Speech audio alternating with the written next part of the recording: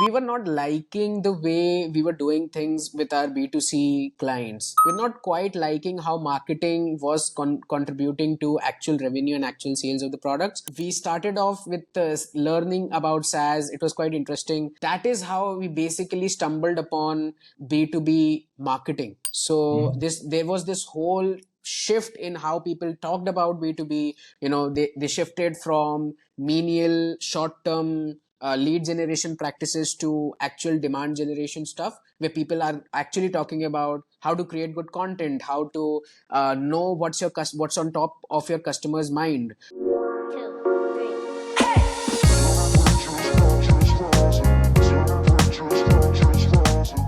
Hey everyone, welcome to another episode of the Next Me podcast. So today we have with us Samyak, who is one of the youngest SaaS marketers and entrepreneurs who have come across. So in this episode, we'll discuss with him what he's very much skilled at, which is ABM, account-based marketing, and also let's chat about how he's managing his LinkedIn, how he's looking at his career, and what keeps young people like him driving. Thank you so much for the opportunity, Dhanyal. Super pumped to do this one.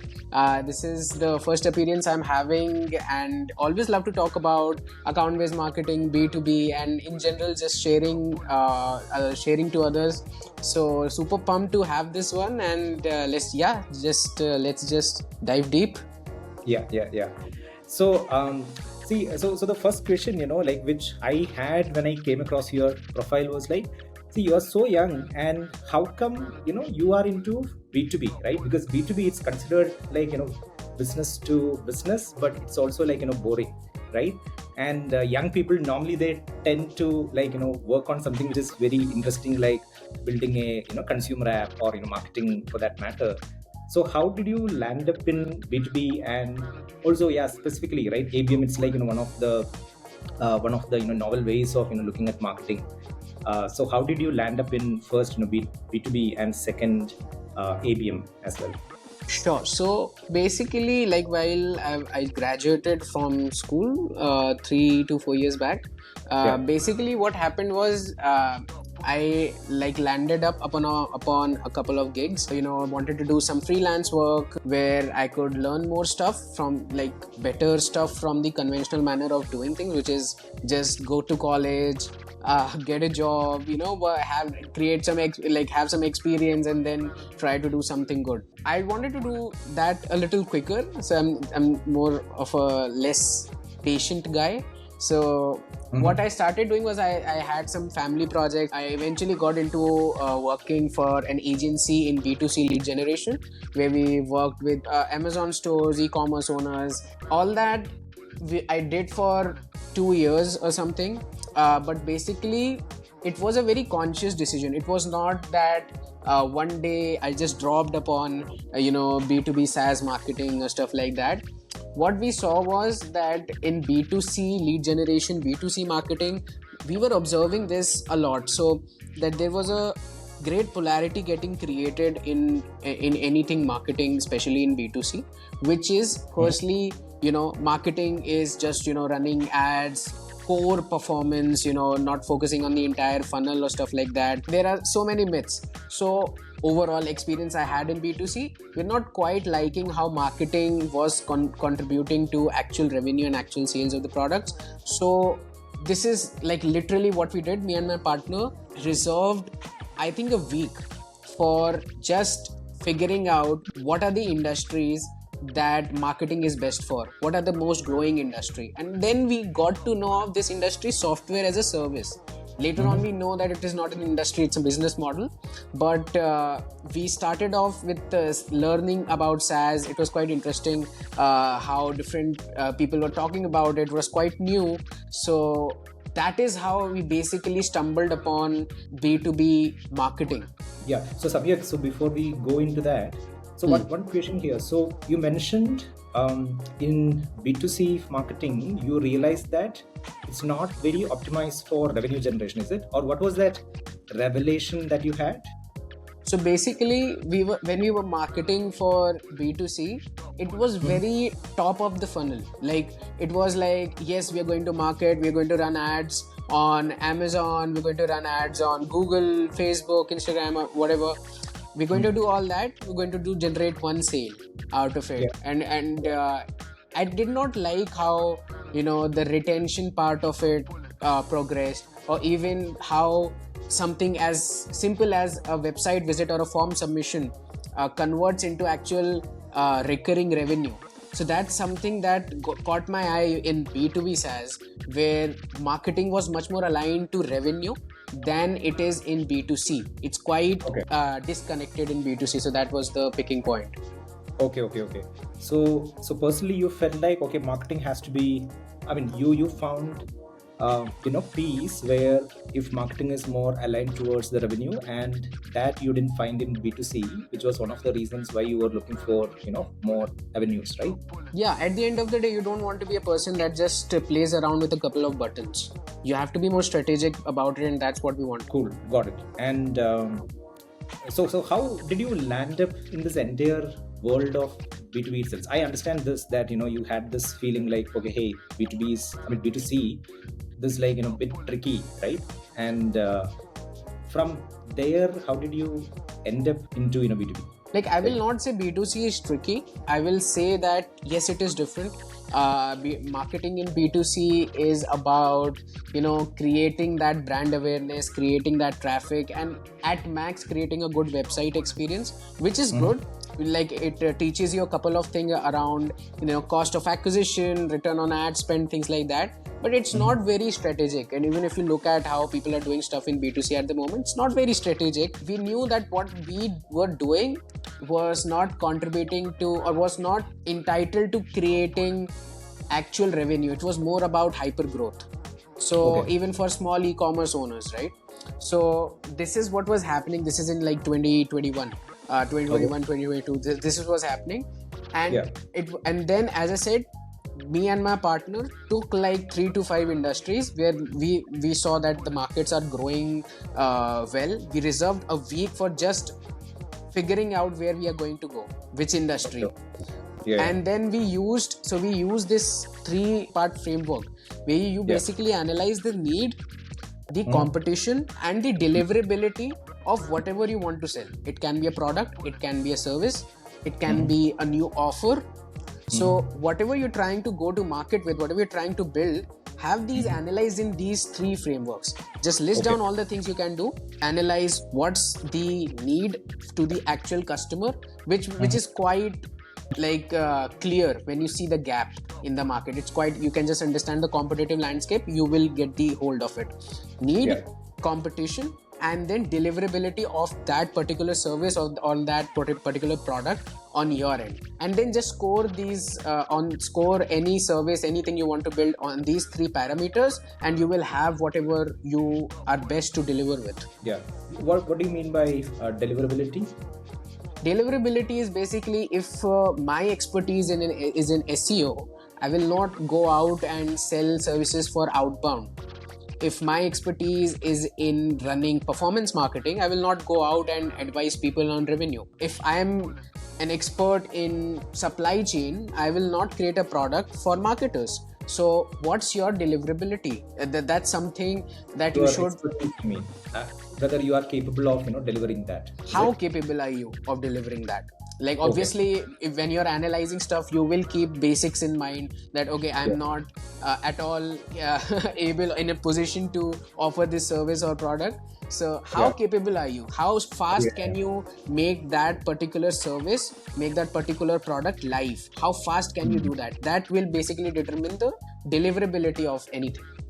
Got it. So which were the other 4-5 industries / domains that you were exploring? If you so we basically so it's quite interesting. So we had software as a service.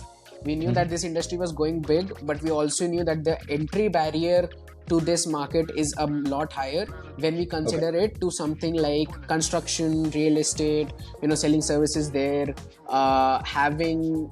Like, we also checked out some restaurant owners, we tried to go to market, sell services to them. We tried to sell services to some gym owners as well, some like small business owners, but at least who are running a whole system, not a 5 people or 3 people team. So that were the options that we went with. Okay. Got it. So this is the framework that you used in order to finally arrive at a SaaS, right? And so from there, how did it occur to you that hey, ABM is something which I got to do? When we were going to market in B2B SaaS, it was our early days in late 2022 and late 2021 and early 2022. We were trying to analyze what is it that people care about here, right? So we want to sell marketing services. There is a need. The market is quite growing, and we will talk about how market is shifting when we get into ABM as well. So it's a long journey. We first tried to sell normal go-to-market services to everyone. So we we told people, okay, this is the best ways to build a community, or this is how you market on LinkedIn, this is how you create content on platforms like Product Hunt. And it was quite wide. We were doing a lot of stuff. We then got around with this whole thing around, and this whole sensation of demand generation in B2B in 2022. So there was this whole shift in how people talked about B2B. They shifted from menial short-term lead generation practices to actual demand generation stuff, where people are actually talking about how to create good content, how to know what's on top of your customer's mind, how to gather qualitative insights using LinkedIn, like using LinkedIn content and stuff like that. So that all stuff we shifted. Reading, or how are you coming across all this information? Like, were you watching some Absolutely. videos? So it was totally inspired by amazing content creators like Chris Walker. His podcast, which was, I think it was State of Demand Gen. That podcast helped us a lot, along with 20VC from Harry Stebbings, Saster from Jason Lincoln, Nathan Latka's podcast. So all these stuff inspired us to think about B2B growth differently and double down on this demand generation stuff. And after that is the big market shift that happened in mid 2022, and that even got further pushed in 2023 early, which was the funding winter of B2B SaaS. And that's something that B2B SaaS rose in 2020. Like, the VC money was just pouring in. Lot of products were built from 2020 to 2022 in the middle. You will see a lot of Series B, Series C businesses which are quite successful at the moment were built after 2020 and before 2022. So in that period, a lot of businesses got built, lot of manpower got hired, a lot of VC money got pushed. And what happened was, which was expected, the inflation of the market, the bubble got burst, and there was this light wave of funding winter from mid of 2022, and then after the Silicon Valley Bank collapse in early 2023, it got further pushed away, which led to massive firing of marketing professionals, lots of businesses cutting down on their manpower, on their spend and all that. So these all shifts got us inspired to think beyond even demand gen, beyond brand awareness, or beyond just creating content, beyond the idea of having own media. We wanted to do something that's going to create actual revenue, that's more predictable. So we wanted to move forward with revenue predictability for B2B SaaS businesses. And that's how we jumped into ABM, because here is a method for you that is less costly than performance marketing, more effective than outbound, doesn't scale like performance marketing, but it's the sweet spot. So if you want to close your best customers, whoever are on top of your mind. Last point, you're saying it is less costly as compared to demand gen. Yeah, absolutely. For doing demand gen, cost is measured in 2 parameters, time and budget. So you can maybe include expertise as well there. So these are the 3 things that actually matter when you're trying to go to market with any marketing strategy. any go-to-market strategy. So in demand generation, you need to pour in a lot of money, lot of time in actually building good brand awareness and around your whatever thought leadership you want to push, whatever narrative you have. And it will take time, because demand generation includes creating content on social, doing podcasts, having a whole ecosystem where people are getting educated about your product, and then you eventually create intent to buy after like 6 to 8 months of doing it, depending upon what kind of industry you are in. So we wanted to do something that was more visible, more tangible in the shorter periods, because businesses did not have a lot of trust and VC money to be pushed for months before we can show any marketing results to them. So we wanted something that's more tangible and more like it's less expensive than performance marketing and more effective than outbound. It doesn't scale like performance marketing or demand generation, and that we surely expect. The whole thing is, if you have a good clarity on who is exactly your best customer, not even ideal customer, who is your best fit persona, best fit account, everything should be absolutely on top of your business's priority, and you need to close those accounts in the next 3 to 6 months. Then ABM comes into picture. Then a strategy like account-based marketing actually stands out apart from, generic demand generation stuff or performance. So, just, some more details here. So, what is account-based marketing, and how it is, different, from the other forms of, marketing? So, firstly, it is very important to understand that account-based marketing is not a marketing channel. It is a marketing strategy, just like demand gen, just like lead gen, just like performance. Right? So, it's a marketing strategy. Quickly, in layman's terms, what are these? Demand gen, performance marketing, outbound, and lead gen. And so, then, let's also explain quickly, like, what is, ABM compared to all this. So performance, just let me have a very simplistic answers, one-line answers and explanations to every marketing strategy. Lead generation is generation of interested prospects that might turn into a valuable opportunity. Which are this is lead generation. Performance is hyper growth at the top of the funnel, meaning growth in the number of appointments that are getting booked, not having any idea on what's the relevance of those opportunities, how important those opportunities are to a business.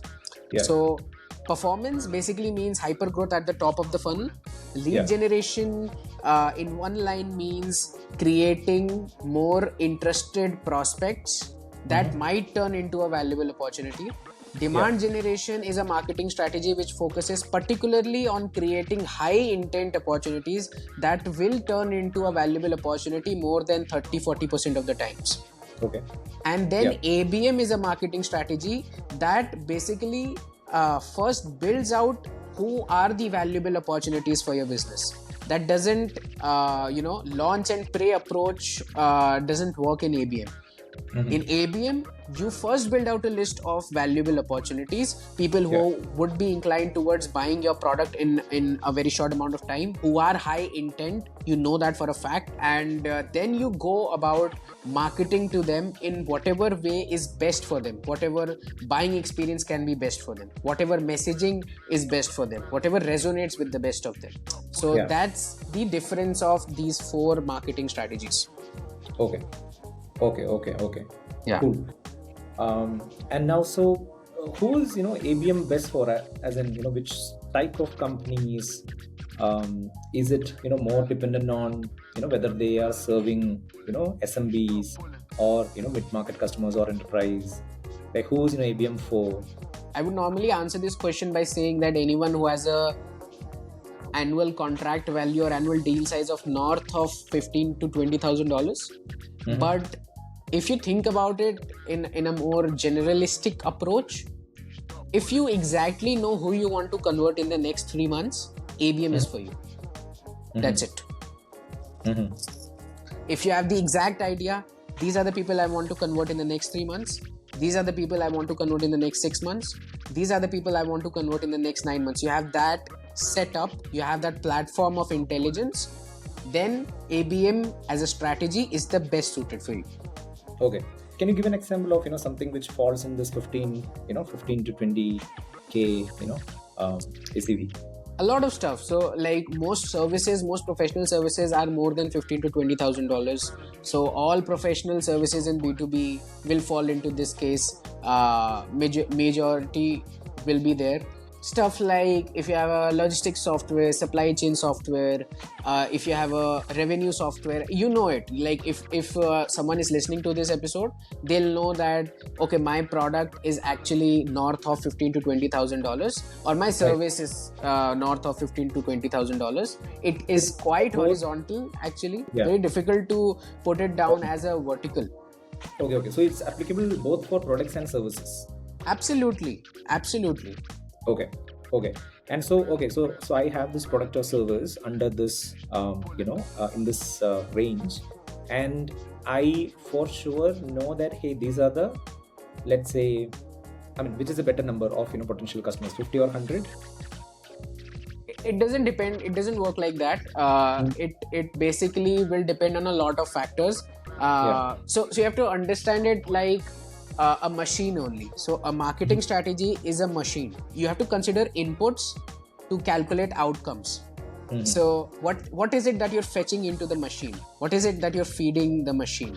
Are you feeding good budgets? Are you feeding good intelligence? Are you feeding a good sales team? Are you feeding a good messaging strategy? Are you feeding a good marketing talent into the machine?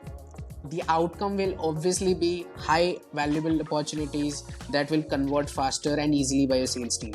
But if you are feeding low quality marketing talent, performance based campaigns, the outcome will be like, it doesn't depend on how many customers you have. It doesn't depend on what should be your potential account list. It depends upon what do you want to achieve and what are your inputs.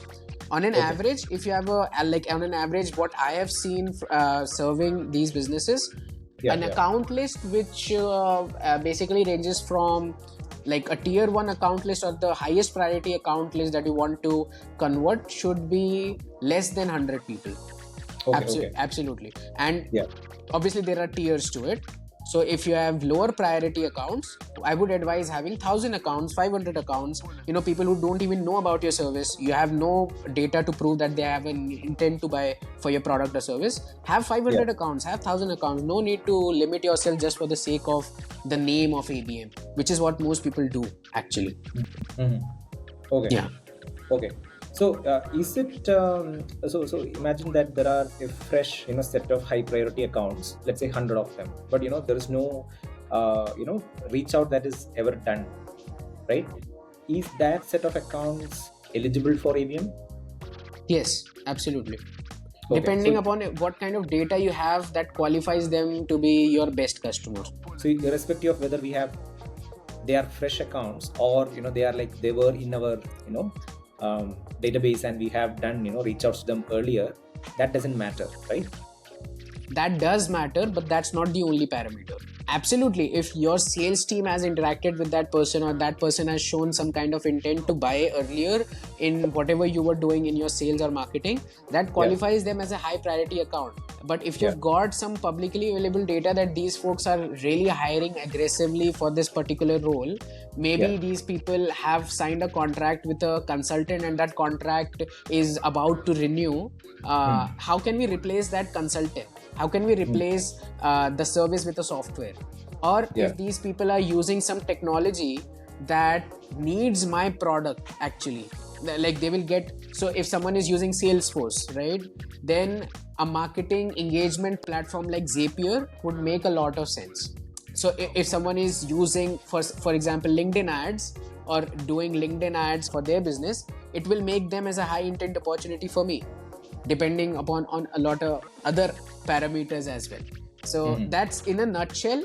It depends. It can vary case to case. You can consider first party data, you can consider second party data, you can consider third party data. It doesn't depend on it doesn't have a thumb rule for it. You just go after the highest priority accounts that Yeah. you have gathered from whatever research Yeah, or homework you did. Got it. Okay, so let's imagine we have this 100 accounts. Now we are going to see ABM in action, and it will fetch some results in the next 3 months, right? Again, depends upon the kind of business. If you are targeting more than, like if you're targeting $200,000 deals, it's not going to convert in the next 3 months. If you're targeting $15,000 to $20,000 deals, yes, maybe. Okay, yeah. Okay, great. So we have this 100 accounts, and we have this 3 months in front of us. So can you give us a quick overview of how those 3 months will look like, and what are the efforts slash the outputs?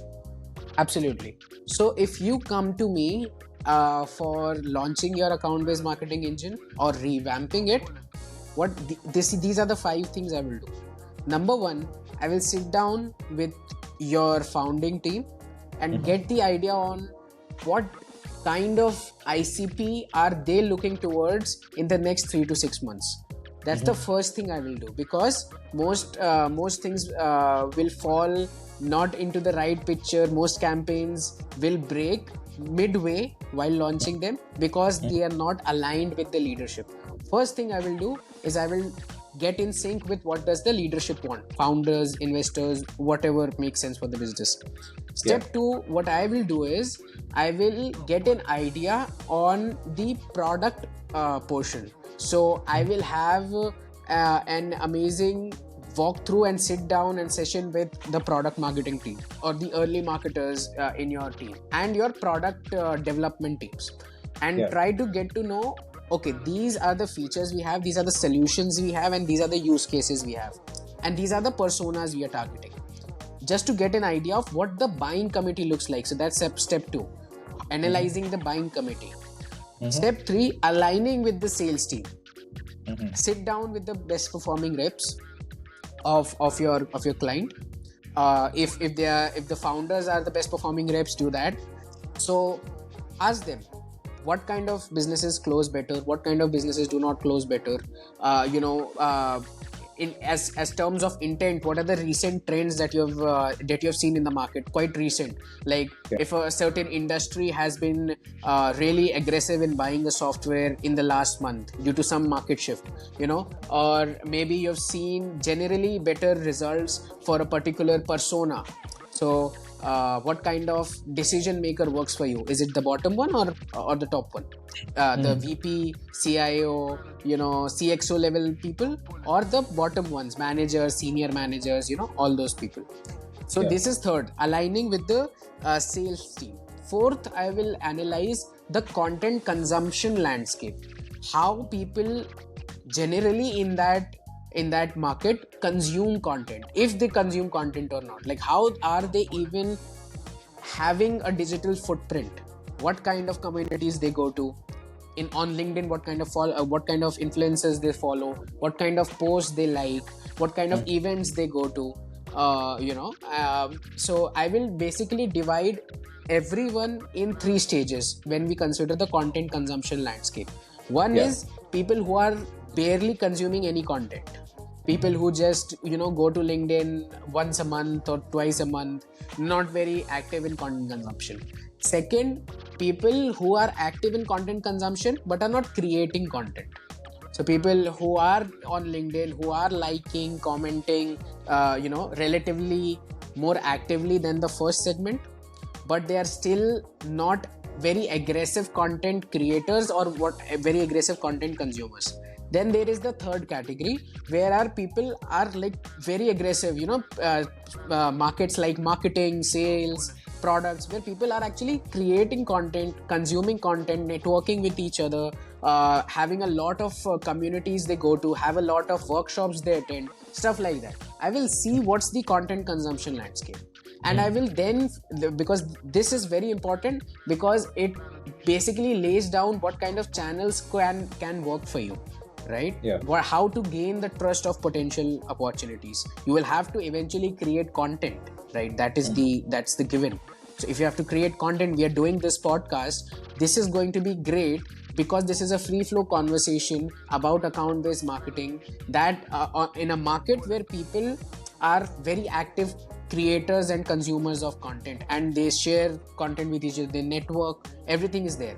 But if we went with the same thing for like a construction industry, it wouldn't work as well.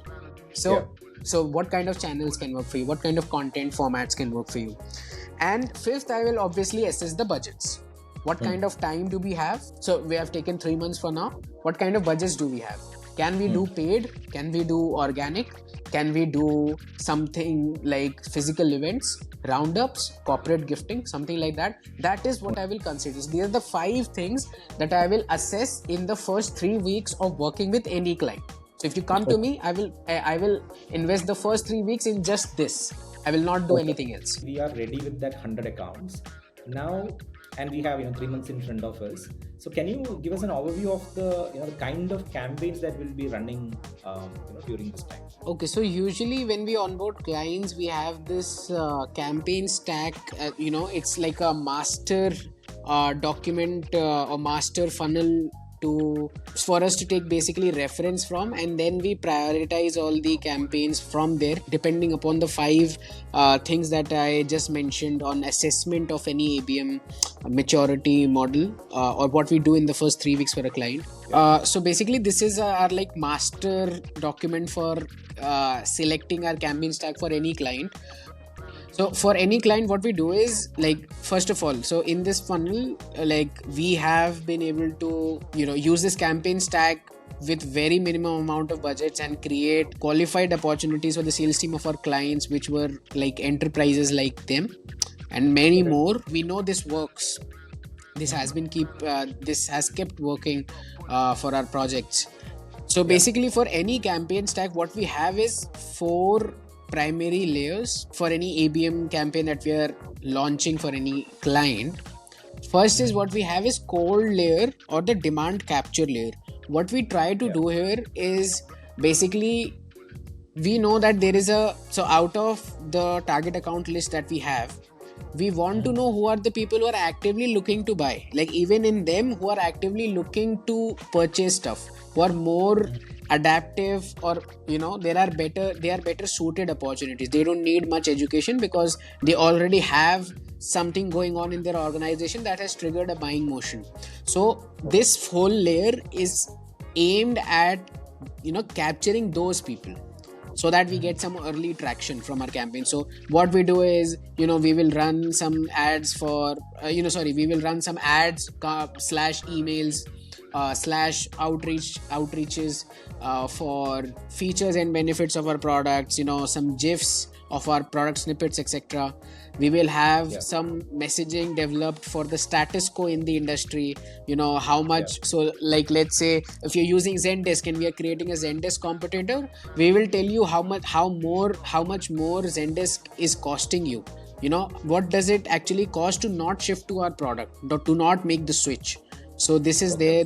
Then there are competitor campaigns as well. This is specifically when we have taken people who are using our competitors. So these are just like, if someone, so what we will get out of these campaigns is, if someone has a renewal coming, our competitors, then we can, use this kind of messaging to maybe poach our competitors' customers. This is just an idea. This mostly doesn't work. But this is still a campaign that might be worth in your campaign stack if we were running your campaigns. Then there are value proposition campaigns as well for this layer. So this whole layer is about just capturing people who are actively looking to buy. Then there is lead generation and interest layer, where we are trying to create interest. We are trying to create leads. So we are trying to create people who might be interested. These are not high intent opportunities by any means. These are by definition leads only. They might be interested. They are hand raisers by definition, but they are not qualified. So we will have this layer of interest creation, or someone might call it demand generation layer, where we will do some newsletters. We will create some resources like handbooks and checklists and distribute them.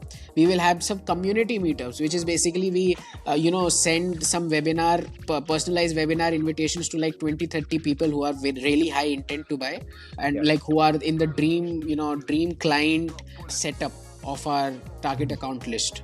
So they are dream clients. So we invite them for a community meetup digitally. Then there is retargeting and nurturing layer. So after having both of these layers, we create a lot of touch points. So we've got maybe a lot of opens from a certain account. Maybe we've got hand raisers from these two layers.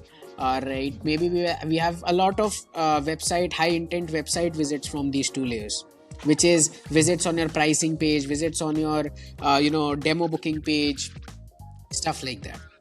So we have all created all these touch points. Now we are trying to convert them.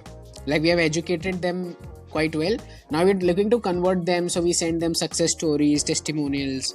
We send them some product education collaterals, how a product works with a certain tool, how it integrates with a certain tool, stuff like that. Objection handling specifically. So, we go to the sales team, customer success teams in our first 3 weeks of assessing any client, and we figure out what are the core objections before they onboarded to your product. So we create content around that, content and copy around that, and distribute that using ads, emails, or outreaches, or content, organic content, whatever. And these all three layers in themselves is not completely ABM. When these three layers actually connect with the fourth layer, they become ABM, which is now we have created a lot of interest, lot of hand raisers, lot of touch points. What happens is we take the most revenue potential deals who have the most revenue potential, highest revenue potential. We then hand it over to our SDRs and do relationship building with them. So they will send them emails, they will send them LinkedIn outreaches. And what we do here is, this is quite like standout. So and this is like we do it for very small number of clients who have got all these things figured out. Then only we start with this. So what we do here is we do content co-creation. So like we'll invite people over to being a podcast guest. We'll invite people to co-create a LinkedIn content post, LinkedIn carousel post. We will invite them to have a guest post on our latest blog article, stuff like that. And we will also have guest invitations. So, maybe being a guest at our webinars, at an event that we are doing, stuff like that. So we allocate SDRs from our client's account, and then these people take the high revenue potential deals generated from this funnel and convert it here. So that's the difference from a typical or conventional demand generation engine and ABM. From a campaign standpoint, obviously we've discussed a lot of things that actually differentiate demand generation from ABM, but yeah, this is from a campaign standpoint. Yeah, got it. So it takes close to 3 months, or maybe more as well, right? All depends on those 5 things. Mostly it will take 6 months for an ABM funnel to completely mature, but obviously it will start delivering results after the first month in most cases. Okay. And so what's the sort of the key KPI that we are looking at here, or sort of the outcome? Out of everything that we do in ABM, the core outcome that we want to achieve is qualified pipeline coverage. So basically that means your sales team is getting sales qualified high intent opportunities that are full throttle on buying a product. They're interested in what you do, they know about your product, know about your business, stuff like that. So people who your sales team qualify as high intent opportunities, they are in the pipeline. They then start with their sales pipeline, and later on follow up with them and send them contracts, proposals, do trials with them, pilots with them. All that happens. So if a deal is a go ahead for that, then it counts as a qualified pipeline opportunity, and the deal size, the potential deal size of that opportunity becomes the pipeline coverage. Okay, so pipeline coverage is a dollar amount. It's not a number amount of the number of opportunities that you generated. It's a dollar amount, which is the sum of the deal sizes of all the qualified pipeline opportunities that you generated within a specific time, like month, quarter, semi-annually, annually, etc. So that's the core outcome that we're generating. Yeah. Got it. So this is very interesting. And so do you have any case study or some success story that you can share? Yeah, I can. So basically, this is quite interesting. So this will resonate with the vast variety of B2B teams that are listening to this episode. So we had this Yeah. client last year. They worked for with us for about 8 months. So it was like a very long project. What we did was, these people, they had done so many sales outreaches. They were a SaaS team, obviously, an enterprise sells SaaS product. So they were doing a lot of sales outreaches. They were doing a lot of marketing, emails, and newsletters and stuff like that. What we started things off with this assessment only, assessing Yeah. out what's the product maturity, how does the buying committee look, syncing up with the founders team, assessing the competitive landscape, assessing the budgets we have, and assessing the content consumption landscape.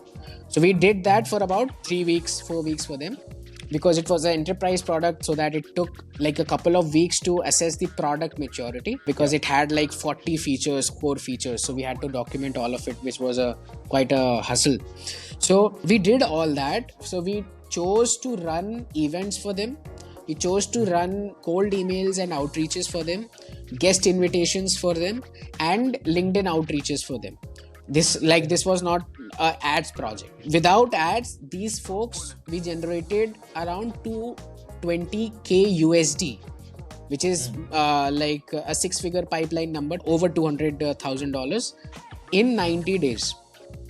So since the campaign launched, we created these numbers. We created 600 leads for them, and around 200 hand raisers.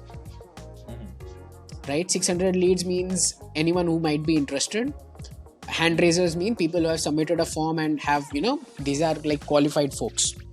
And we went by an ABM approach. We built their target account list and did stuff like that. So I see a lot of marketing teams doing paid ads, running performance marketing. That I see marketing teams all around doing a ton of conventional things like Facebook ads, Google ads, stuff like that. And I see that, okay, have you even assessed what kind of channels work best for your audience? How do they want to consume any kind of content piece? It's an ad for you. It's content for them. Like we don't have to, like, we should remember that. So what are they interested in, right? So I think most marketing teams, if they do it right, events, stuff like events, good content creation, social selling, and overall ABM will give much higher results, even when you're not going by the paid route, then when you actually do performance. And if you're doing paid, then it's like amazing. So best of the both worlds. This is a quite good takeaway from what we did for this client in the 8 months we were with them. And this is an early case study. We did a lot of other stuff for them as well in those 8 months. But yeah, this is one to take note of. So 8 months, you did events, cold emails, LinkedIn outreach campaigns, correct? LinkedIn outreach campaigns was, as I told you, that it was the last layer. So whatever intent we generated from our emails and from our events, these folks handed it over to their SDRs, which reached out and did relationship building and stuff. So that's how it got generated. 3 stack, events, cold emails, and then the LinkedIn outreach. Stack is not defined by the actual campaigns that we run. It is defined by the layers. So we ran cold layers for them, demand capture. We ran lead generation and interest generation layer for them, which is demand generation layer. And we did run retargeting campaigns as well. And we did run relationship buildings along with this SDR teams as well. So it was a full stack, full funnel ABM model, as you would imagine, in your whatever comes in your LinkedIn feeds regarding ABM. That's the kind of funnel we built for them. Okay. This was great, Samyak. So a couple of what we call lighter / 10x me things, questions on them. So one is, so what drives you? So nothing very specific, is just a curiosity that has stayed with me for a long time. Like since I was growing up, did not have a single idea that I was what marketing is. Even then, like, I never had a favorite subject in school or favorite activity or stuff like that. I just like to learn. So that's something that drives me. and that's why I don't mark myself considerably just a marketer, because I consider myself more of an entrepreneur. I'm more of a guy that wants to fail more and learn more. And like, no one likes failing, but like, it just triggers a curiosity within me that, yeah, this another thing to learn. So Got it. that's what drives me anymore. Like, I don't think it like that, you just wake up, get to work, follow, like, do the stuff, do the shit, and get out. Okay, okay. Is there any career hack that you'd like to share with, the young audience that we have? I would not call it a career hack, because even, if you would ask me, I'm not professionally the best person to give career advice. But what I would say to people is, like, focus on the work, not on the job. Like, this is one thing that I've been realizing for the past few months, which is, if you're just focused on driving success for one single campaign, or driving or getting that dream job, or like getting promoted or stuff like that, if you do that, you'll be trapped in the loop and the conventional way of doing things. So you will have to invest a lot of years. You will have to naturally invest a lot more time and energy to rise to the top of the industry.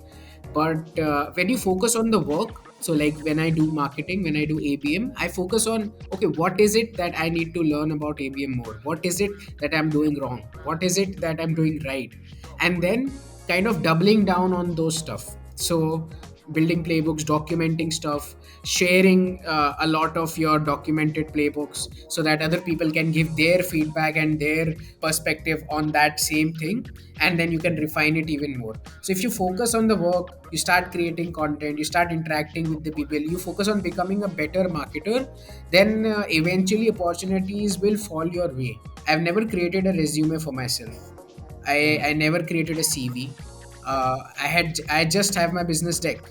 So what I would advise people to do is have a system where whatever you are doing in marketing, or whatever profession you are, be it you're a developer, be it you're an artist, or whatever, your work should be the testament of what your capability is. And your work should not be limited towards the work of your client, but also content you create, or the workshops that you do, the people you help, the free consultation and free mentorships that you do. That's the testament of how better of a marketer you are now than you were like 1 month, 2 months back. So that's one thing I would like to Yeah, communicate to people. got it. And any recommendations for any books, or apps, or podcast, or content that you consume? For B2B SaaS, hands down, these are the best resources. Number one is uh, Nathan Latka's podcast. You can find it on YouTube. They have a blog as well. They have Spotify as well. Number two, you will find 20 VC by Harry Stebbings. He interviews a lot of growth marketers, a lot of founders, a lot of investors, and just digs down on the metrics of stuff, just digs down on what's exactly driving business growth in their engine. Amazing, amazing, amazing resource. Third, you should follow Jason Lemkin from Saster. They interview a lot of people and create a lot of good content. Fourth, follow Chris Walker. I follow Chris Walker a lot. I've not been following him like for the last like 1 month or couple of months, but anyone who's starting out in B2B SaaS should listen to his podcast. I suppose it's the Revenue Vitals podcast that he's doing at the moment. Apart from it, in terms of books, I would recommend reading marketing books like Ogilvy on advertising, reading Gary Harbert's Boron Letters, and Gary Harbert's I think Gary Harbert's also has a book like how to make money really fast, or how to get rich fast. It's a very clickbaity title, but you'll love it. Just read it. Apart from it, you should read Monetizing Innovation. It's a really good book on pricing, like packaging, clustering, segmentation of your services, and how to go about pricing and monetization. Amazing book again. You should read that. If you're a fan of branding, I would suggest reading Zag. It's a good book, like really difficult to pronounce his surname, Martin Neumeyer or something. So Okay. if I'm pronouncing his name correctly, he's written the book Zag. It's a really great book on branding. So you should definitely, if you're a product marketer, you want to have a great messaging system, read that book. Amazing again. These are the resources I would suggest anyone to read and go through. Got it. And what's your favorite productivity tool? Anything, any apps or software that you use to improve Google Calendar. calendar? Google Calendar, because I was in and out about using Notion, so I still use Notion a lot. It's the best tool out there, most versatile, most flexible. But when you talk about productivity, I like to have meetings, I like to have tasks all in one place, so that's why I use Google Calendar. Yeah. Okay. So Notion, Google Calendar, anything else? Any other tools? Just your favorite tools? Most frequently used tools, Loom. Loom is a great Loom? tool that I use Okay. Yeah. quite frequently. Yeah. Apollo is a great tool for data collection and marketing. I use Okay. this Chrome extension data miner a lot, Okay. which is basically you can just mine stuff for free there. It's Okay. it's amazing. It's a Chrome Yeah. extension. I Yeah. love Chat GPT. I use that a lot with Google Sheets Okay. and some kind of data analysis as well. So yeah, I love these tools. Awesome. So focus on the work, not on the job. So this is Samyak for you, everyone. And any concluding thoughts, Samyak? In conclusion, when you're like, I would like to cover ABM only. So Mhm. I would like to draw everyone's attention on what is happening in the market. That is something that you should take away from everything that we talked about. Performance is falling, KPIs are changing, buying journeys have already changed with the digital landscape. So you should rethink about what you're doing with your B2B marketing strategy. Most people don't even have a B2B marketing strategy. They just are like firefighting one tactic after another tactic. You should rethink about what you're doing in your B2B marketing stack. Secondly, if anyone who is starting out, is a starter, is a beginner like me, yeah, professionally, like if you want to reach out to me and ask for any advice, my handle on LinkedIn, I'm just available on LinkedIn, is Samyak Tripathi. I think I'll pop right up there. um, I'll advise you to just like learn as much as possible, do projects as much as possible. Whatever amount of projects you can get, just get those projects. Don't think about the pay that you are getting. Don't think about the kind of instant outcomes that you're generating. Just think about how you can learn more and become a better marketer. Document that, fail fast, document, and then share it with others. That's something I would like to highlight professionally. If you are looking to connect with me on ABM, I'm the founder of Grux.digital, which is a ABM slash revenue agency for B2B SaaS businesses who are looking to create mid-market and enterprise opportunities. You can get in touch with me on LinkedIn. You can search our website, Grux.digital.